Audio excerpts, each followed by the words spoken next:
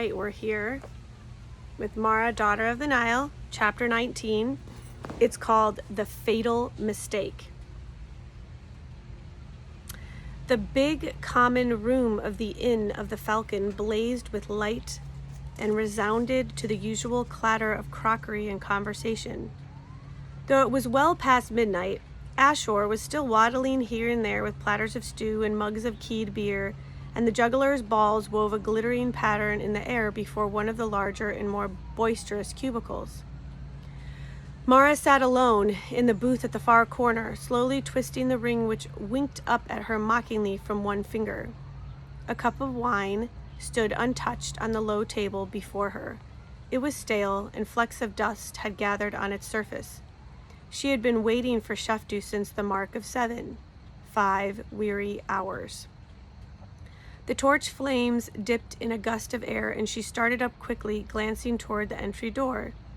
But it was only Nakonk who appeared there for the third time in as many hours.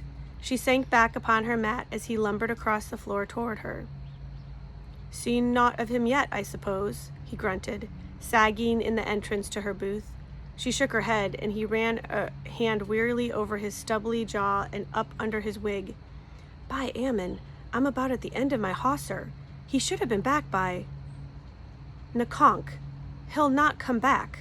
Something's happened. I doubt we ever know what, but something's gone wrong." "You mean to give up, do you?" "I'll wait a bit longer, but it's folly, you know that." Nakonk slapped his wig back into place and scowled down at her. "Perhaps I do, but he bade me stand by to sail sometime tonight, and the night's not done yet. I'll wager he's not either. I've yet to see the snare Shishai can't wiggle out of one way or another." "Nakonk, do you know where he is? Nakonk, do you know where he is this time?" The captain shook his head uneasily. "Nay, he doesn't tell me everything, maid. I presume it's dangerous."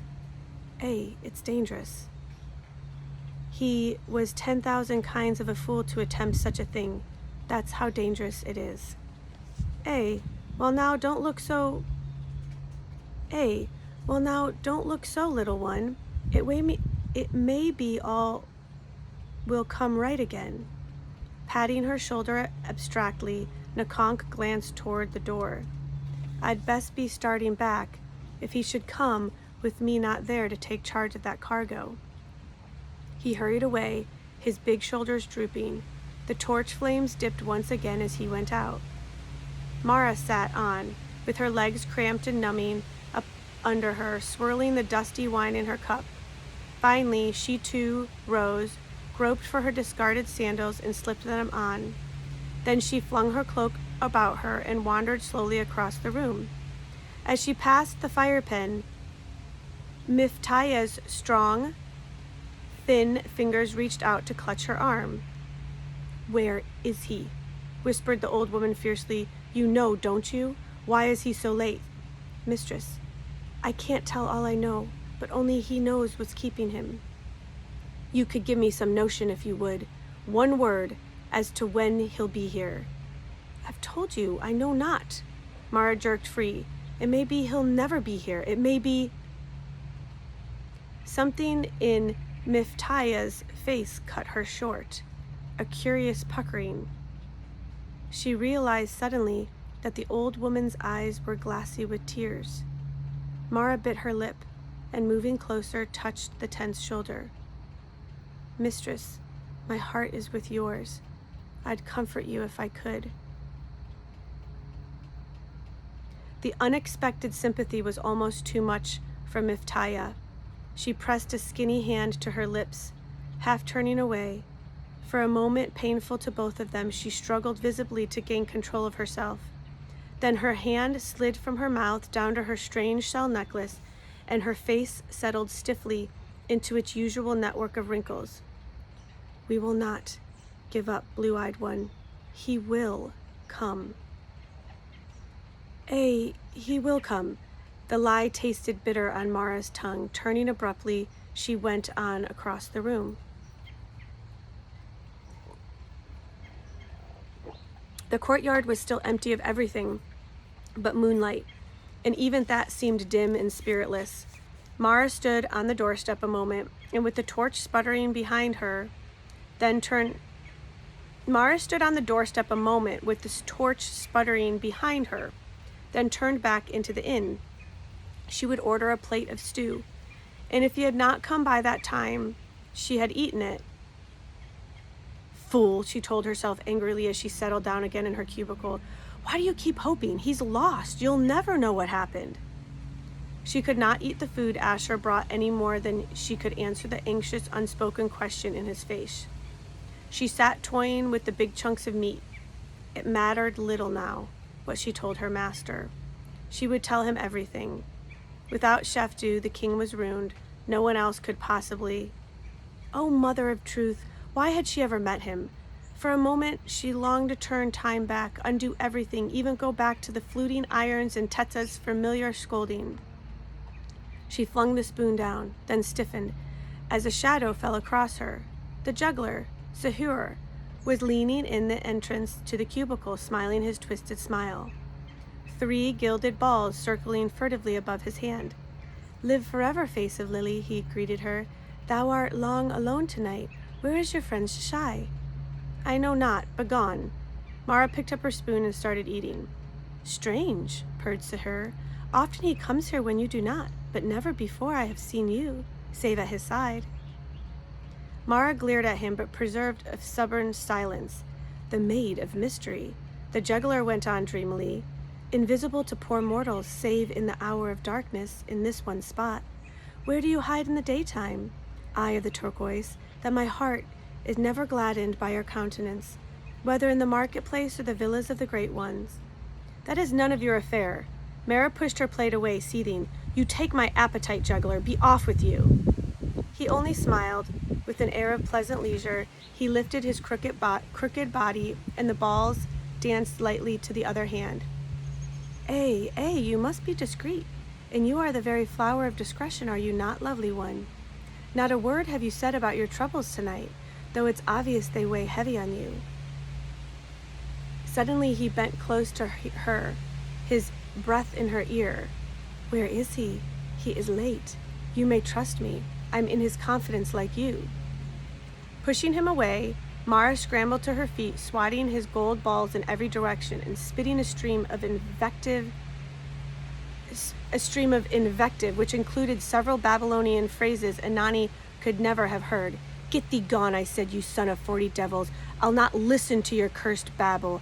Be off, be gone. She broke off breathless, aware that every head in the inn had whirled toward her. There was a pause. Then Shahur picked up his gilded balls and with a faint shrug drifted away across the room. Mara drew a long breath and eased down onto the mat. Trust that Keftman? As well trust the red-haired Set himself? It's only curiosity, Shefdu had said. He's loyal. Perhaps. And perhaps his loyalty was not as freely for sale as onions in the marketplace, but she doubted it. So you have to remember, when she was with her other master, Nahara, remember when she was leaving, there was a door propped open and there was a party, and this same juggler was juggling for the party in Nahara's home or pallet, like little where he lived. So she's like, wait a second, you're at the Inn of the Falcon, and then you're also at Nahara's home juggling for a party. So she's thinking he might be two-faced. Still trembling a little, she watched him coolly begin his juggling again in another corner. Why, she reflected, should I not admire this rogue instead of hating him? He seeks only to know which barrel holds the fish. And have I not always lived thus? Nevertheless, I do hate him, and what's more, I am afraid of him. Forget him, she told herself warily. Forget all of it. Nothing was to be gained by sitting here longer. She reached for her cloak and rose, moved for the last time through the din of tambourine and conversation and the thick smell of meat into the chill, fresh wind of night. By this time, the courtyard was not empty, even as she left the torch behind and started across the dark pavements. She heard the click of the gate and saw the tall, cloaked figure just inside it. She stood one moment in startled disbelief. Then, with a cry, she darted toward him, stumbling on the uneven ground, reaching out to make sure.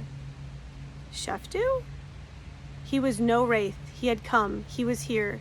She felt a relief so intense it made her almost dizzy. Mother of truth! What kept you? What kept you? I thought you were dead. So did I, little one, he whispered. He was leaning against the wall as if too weary to stand. She put out her hand to touch him, but hesitated, awestruck by where he had been and what he had done since she saw him last. Sheftu, are you well? I'm well enough. But something went amiss? Everything.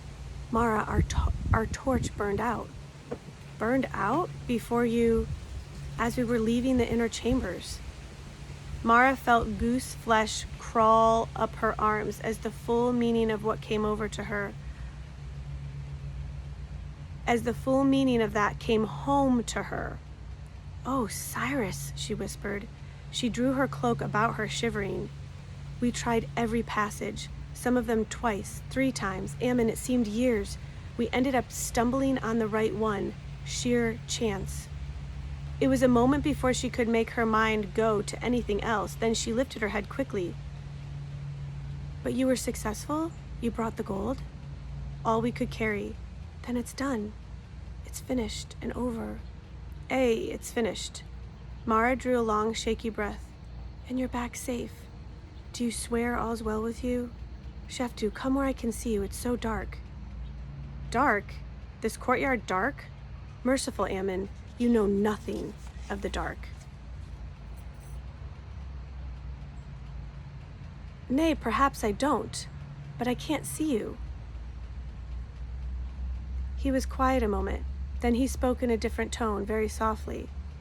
I can see you, as clear as in the sun. He lifted one hand and touched her cheek, the lotus in her hair. Suddenly he pushed away from the wall and gathered her into his arms. I believe I would never see you again, he whispered. For 5 hours I believed that. Ah, Mara, what a difference 5 hours can make in a way a man thinks. He's going to kiss me, she thought. He can't help it. He must. Sheftu, she breathed. It would have been hard then never to see me again. Actually, it was more like this. Sheftu, she breathed. It would have been hard then never to see me again? He twined his fingers in her thick hair and, pulling her head back, looked down into her face. Then, murmuring something under his breath, he set his mouth against hers hard. Triumph swept over Mara, giving away immediately to something so much stronger and deeper that every other reality dropped away. She found herself clinging to him fiercely, caught up in an emotion more compelling than any she had known. For once she did not plan or scheme or use her wits, since it was quite impossible. She did not even think. It was a long time before he released her reluctantly and pulled her head into his shoulder. The minutes went by, and Mara drifted back slowly to the ordinary Egyptian night, the courtyard, the cold reality. She was a little frightened. What was it that had happened in the space of one kiss? This was not something she could play with as she chose. Nay, it was quite the opposite. His arms still held her. She became aware of them as a separate sensation, like the rough linen of his headcloth against her cheek, like the pebble pressing through the sole of her sandal. She stirred, and at once his arms tightened. Let me go, Sheftu. I'll never let you go. Never. He turned his head against hers, brushing his lips over her hair, her ear across her cheek. I love you, Mara. Oh, Ammon, I would that were true, she whispered. It is true. For a moment of pure happiness, she closed her eyes and let herself believe it. Surely he meant it. He meant it tonight. He had kissed her. He needed her tonight. But tomorrow, she knew quite well how things would turn out. She opened her eyes. Impossible, she said bluntly. You're a great noble, a lord of Egypt.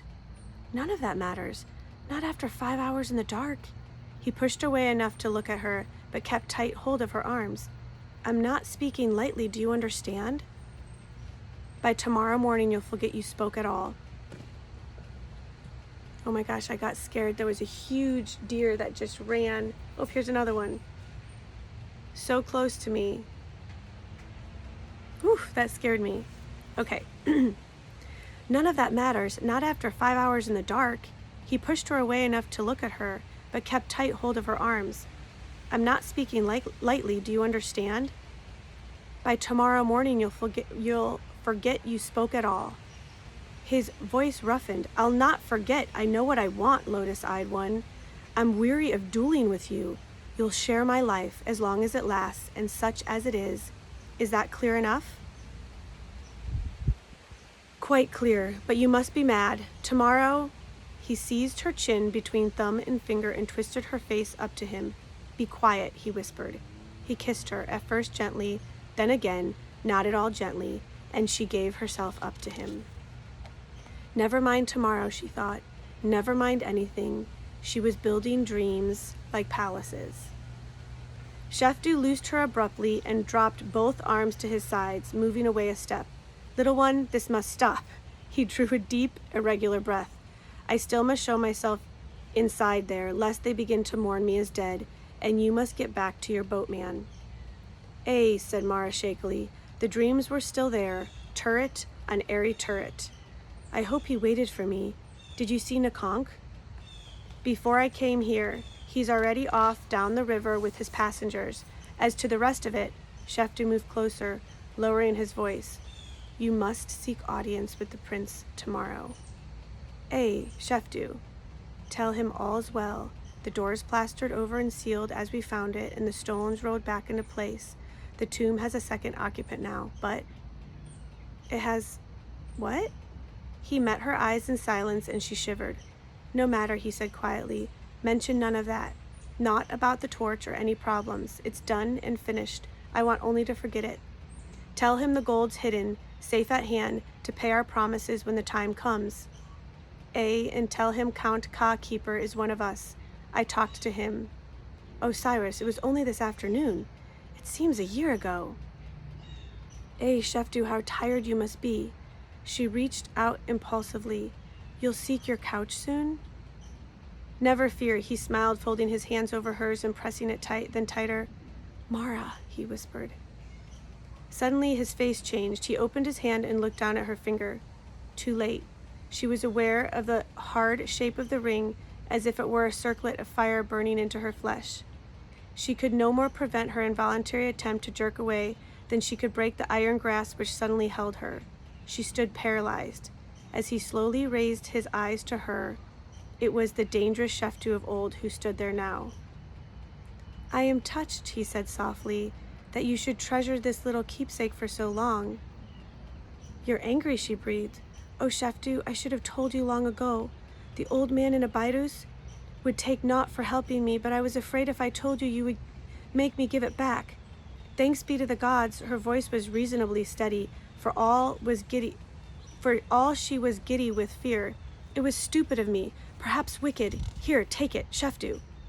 Nay, please. He was silent a moment, then gently loosed her hand. Keep it as a token of my esteem. Mara tried to smile. Why did he stand there so still, just looking at her? He was thinking. Thinking what? She could never tell anything from that impenetrable face. I will, if you're certain you wish it. It has brought me luck all day. I think it bears a powerful charm. I wore it tonight to bring you back safe, and it may be that I owe you my life to it, he finished smoothly. Perhaps you're right, little one. Perhaps I do. He straightened, deliberately relaxed, and smiled, warmly, intimately, as only he could smile. I must leave you, lotus-eyed one, though tonight I confess I especially loath to.